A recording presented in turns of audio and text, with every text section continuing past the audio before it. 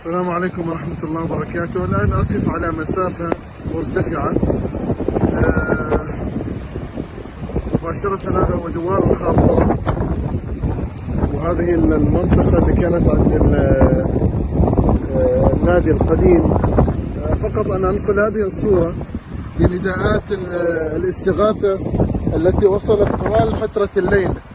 يعني شايفين هذا هو الشارع العام، هذا هو الشارع العام في الخابورة، الطريق المؤدي إلى صحاب، هذا الطريق المؤدي إلى مسقط.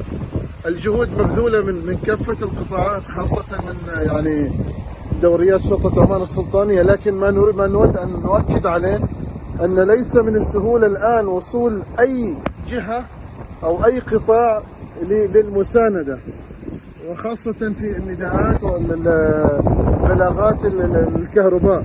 لذلك نؤكد عليكم يا جماعة التحلي بالصبر، وأعطوا فرصة شوية للفرق سواء التطوعية أو القطاعات المختلفة عشان تقوم بدورها. هذه رسالة للجميع، وسلم الله الجميع.